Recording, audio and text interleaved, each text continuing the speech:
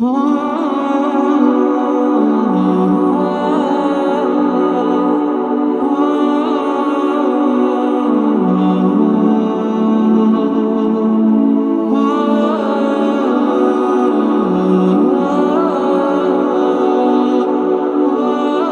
रिश्ता कोई भी हो, जब उसमें किसी और की एंट्री होती है ना, तो पहले वाले को ये बिल्कुल भी गवारा नहीं होता कि वो उसकी जगह ले ले।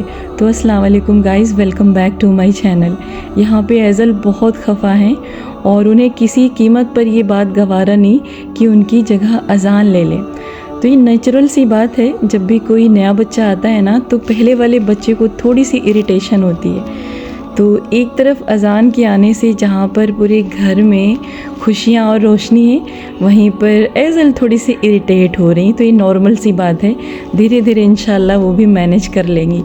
तो सम टाइम वो बहुत प्यार से अज़ान को टच करती हैं और गोद में लेने की कोशिश करती हैं, लेकिन मोस्टली अभी वो इरिटेट हो रही हैं। तो घर में अज़ान के आने से बहुत खुशी और बहुत रौनक है, लेकिन ऐज़ल मेरी घर की ऐसी बच्ची है ना, जो सबकी लाडली और सबकी दुलारी है।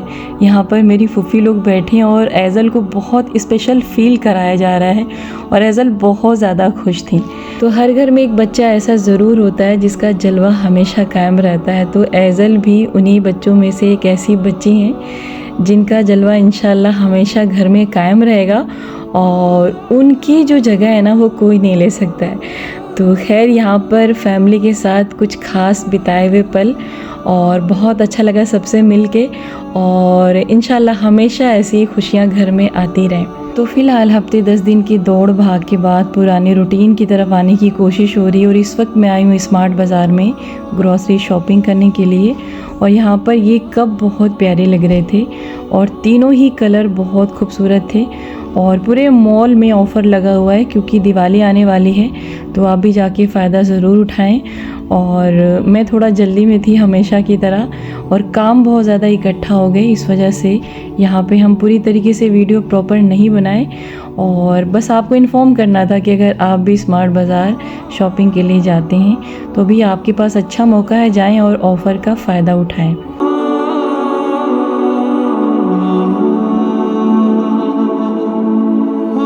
तो फ़िलहाल जैसे ऐज़ल अज़ान के आने से थोड़ी सी डिस्टर्ब हुई हैं, उसी तरीके से जब से मैंने गार्डनिंग स्टार्ट किया है ना, तब से मेरे घर के काम डिस्टर्ब हुए हैं। तो ये तो बात सच है कि किसी और के आ जाने से पुराने वाले पे असर पड़ता है। तो चाहे कोई इंसान आए या फिर कोई चीज़ ही उसकी जगह पे आ जाए, असर पड़ता है, और असर पड़ना लाजमी है, क्योंकि वो वक्त जो आप पहले उसे दे रहे होते हैं ना, किसी और के आ जाने की वजह से आपके वक्त में कमी हो जाती है, और वो अटेंशन और वो इम्पोर्टेंस जो आप पहले से उसे दे रहे होते हैं ना, किसी और के आ जाने से उसमें कमी आ ही जाती है। आप कितना भी कोशिश करें, लेकिन प्यार और वक्त दोनों बढ़ जाता है, और सम टाइम ये चीज़ें बहुत ज़्यादा असर करती हैं। लेकिन अगर आप चीज़ों को अच्छे से मैनेज करें ना, तो कोई भी चीज़ मुश्किल नहीं होती है। तो फ़िलहाल काफ़ी टाइम से मैं कोशिश कर रही थी कि फ्रीज़ की क्लीनिंग करूं, क्योंकि बहुत ज़्यादा गंदी हो गई थी, और आई थिंक मुझे इसको क्लीन किए हुए 6 महीने से ज़्यादा हो गया है। और कोई भी सामान जब आप टाइम पे नहीं क्लीन करते हैं ना, तो फिर वो डैमेज होने लगती है। तो नीचे से थोड़ा सा ये टूटने लगी थी, यानी कि जहाँ से चिपकता है ना, वो निकल रहा था। तो आपके घर में जो भी सामान है ना, उसकी प्रॉपर आपको क्लीनिंग करना है टाइम पे, क्योंकि कोई भी सामान हो, जब उसकी टाइम पे क्लीनिंग होती है, उसकी केयर होती है, उसकी देखभाल होती है, तो एक लंबे समय तक वो चीज़ महफूज रहती है और आपके घर में सालों साल वो बनी रहती है। तो कोई सामान हो या फिर कोई रिश्ता हो, हर एक चीज़ की केयर करना बहुत ज़रूरी है, और ये चीज़ आपको ही करना है। अगर आप चाहते हैं कि वो सामान एक लंबे समय तक रहे, या फिर कोई रिश्ता जो आपकी ज़िंदगी में है उसको आप हमेशा बरकरार रखना चाहते हैं, तो उसकी भी देखभाल करिए, उसकी भी केयर करिए। तो बहुत बिज़ी रहे ये दिन, और मोस्टली मैं बिज़ी होती हूँ अल्हम्दुलिल्लाह, और बिज़ी रहना मुझे बहुत पसंद है। और ख़ासकर जब फैमिली में कोई ज़रूरत होती है मेरी, तो मेरी कोशिश होती है कि मैं वहाँ पे हमेशा खड़ी रहूँ, और मैं जिस भी लायक हूँ उनके काम आ सकूँ। और अल्हम्दुलिल्लाह मैं अपने माँ बाप की बड़ी औलाद हूँ, तो मैंने हमेशा से यही चाहा कि मेरे जितने भाई बहन छोटे हैं मुझसे, सब खुश रहें और सब सलामत रहें इंशाल्लाह। और जहाँ भी उनको मेरी ज़रूरत हो, मैं जिस लायक भी हूँ, मैं उनके साथ कदम बा कदम खड़ी रहूँ और भूले से भी उनकी ज़िंदगी में कोई गम और तकलीफ़ ना आए। तो मेरी ज़िंदगी में जब कोई तकलीफ़ आती है ना, तो मैं अल्हम्दुलिल्लाह बहुत आराम से हैंडल कर लेती हूँ, क्योंकि मैंने हमेशा अल्लाह का साथ अपने साथ महसूस किया है।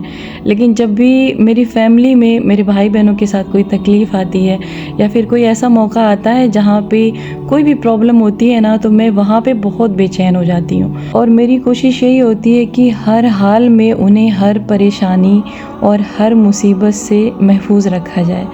और आप भी अपने फैमिली के लिए ढाल बन के खड़े रहिए, और जब भी आपकी फैमिली को आपकी ज़रूरत हो ना, तो वहाँ पे आपसे जो भी बन पड़े ना वो आप करिए। क्योंकि अगर आप बड़े हैं तब तो आपका फ़र्ज़ है, और अगर आप छोटे हैं ना तो भी करिए, क्योंकि ये जो खूनी रिश्ते होते हैं ना, इनसे बढ़ के दुनिया में कुछ भी नहीं होता है। और इन पर कोई आँच ना आए, ये आपकी कोशिश होनी चाहिए। और आप जिस भी लायक हैं उनकी हेल्प करिए। लेकिन अगर आपके पास कुछ भी नहीं है ना देने के लिए, तो सबसे आसान ही है कि उनके लिए आप इतनी दुआ करिए ना कि दुनिया की कोई भी मुश्किल उनको छू ना सके। और दुआओं में तो इतनी ताकत होती है ना कि पल भर में चीज़ें बदल जाती हैं और सब कुछ बहुत अच्छा हो जाता है। तो मुश्किलें आना ज़िंदगी में ज़रूरी है, क्योंकि जब तक मुश्किल नहीं आएगी ना, तब तक ज़िंदगी जीने का कोई मज़ा भी नहीं है। तो जब हालात मुश्किल होना, तो वहाँ पे आपको बहुत ज़्यादा बेचैन नहीं होना है। लेकिन कुछ लोग होते हैं जो दिल के थोड़े से नरम होते हैं और वो बेचैन हो जाते हैं, लेकिन आपको वहाँ पे बहुत स्ट्रॉन्ग रहना है और आपको हर वो काम करना है जो सही हो। और कभी भी आप अपनी जीत के लिए ना गलत रास्ते का चुनाव ना करें, क्योंकि आपको उस टाइम सही लगेगा वो करना, लेकिन अगर आप जीत भी गए ना गलती से, तो बाद में आपको बड़ा पछतावा होगा। तो खैर, आपको अपनी फैमिली के साथ हमेशा खड़े रहना चाहिए, और जब भी उन्हें किसी चीज़ की ज़रूरत हो आप हमेशा मौजूद रहें। लेकिन इस चीज़ का आप हमेशा ख्याल रखें कि उन्हें कभी भी जज्बात में आके गलत राय ना दें, क्योंकि आपके एक गलत राय की वजह से, आपके एक गलत सुझाव की वजह से उनकी ज़िंदगी मुश्किल में पड़ सकती है। तो आप अपने जज्बात पे काबू रखें, और अल्लाह और रसूल ने जो रास्ता बताया ना, उस रास्ते पे चल के मुश्किल को हल करने की कोशिश करिए, क्योंकि जज्बात में आकर हमेशा चीज़ें बिगड़ती हैं। और हर वो रास्ता जो शैतानी रास्ता होता है ना, वहाँ पर आपकी छोटी मुश्किल भी ना बड़ी मुश्किल बन जाती है। तो अल्लाह पे भरोसा रखना चाहिए, और मुश्किलें कभी हमेशा के लिए नहीं होती हैं। हर मुश्किल के बाद आसानी आती है, और हर तकलीफ़ के बाद खुशी आती है। ये तो हमारे रब का वादा है ना। तो अगर आप भी चाहते हैं कि आपकी ज़िंदगी में सब कुछ अच्छा हो और आपकी फैमिली में सारे लोग खुश रहें, तो हमेशा जो भी प्रॉब्लम हो उसे अल्लाह पे छोड़ दें। और जब हालात बहुत मुश्किल हो जाएं और आपको कुछ भी ना समझ में आए ना, तो जज्बात पे काबू रखें और सारे मामलात को अल्लाह पे छोड़ दें, क्योंकि बहुत बड़ा जज है वो, और दुनिया में कोई ऐसा जज है ही नहीं है जो उसकी तरह फ़ैसला कर सके और उसकी तरह इंसाफ कर सके। तो वो बेहतरीन इंसाफ करने वाला है और हर चीज़ को देखने वाला है।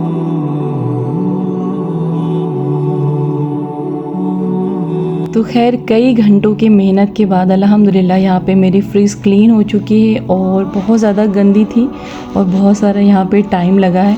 लेकिन अल्लाह का शुक्र है कि बेहतरीन तरीके से मैंने इसकी क्लीनिंग कर दी है। और आप भी अपनी फ्रिज की क्लीनिंग ज़रूर करें, और साथ ही इस बात का ज़रूर ख्याल रखें कि आपके फ्रीज़ के अंदर अगर लंबे समय से सॉस की बॉटल्स या फिर मसाले के पैकेट पड़े हैं ना, तो उनको चेक करें और उनको बाहर करें अगर वो एक्सपायर हो गए हों तो। और साथ ही साथ अगर आपकी फ्रीज़ में जगह है ना, तो आप उसमें बेसन, मैदा, सूजी या फिर इस तरीके की बहुत सारी ऐसे खाने वाली चीज़ें होती हैं जिसमें बहुत जल्दी से कीड़ा लग जाता है, तो आप उसको अपनी फ्रीज़ के अंदर रखें और इंशाल्लाह लंबे समय तक वो महफूज रहेगा और फ्रीज़ में रखने से उस पर कोई भी नुकसान नहीं आएगा। और इसी तरीके से बहुत सारी ऐसी चीज़ें होती हैं जिसमें बहुत जल्दी से और बहुत आसानी से कीड़े लग जाते हैं। तो आपकी फ्रीज़ छोटी हो या बड़ी हो, अगर उसमें जगह हैं तो आप इन चीज़ों को फ्रीज़ के अंदर ज़रूर सेफ़ रखें। और आप खुद तजुर्बा करिएगा कि आपका जो सामान बहुत जल्दी से ख़राब हो जाता था, वो फ्रीज़ में रखने से एक लंबे समय तक सेफ़ रहेगा इंशाल्लाह। तो फ़िलहाल यहाँ पे मेरी ग्रोसरी भी हो चुकी थी और सारी चीज़ों को मैंने ठिकाने लगा दिया था, क्योंकि ये भी बहुत बड़ा काम होता है और मंथ में एक दिन तो पूरा इसमें जाना ही जाना होता है।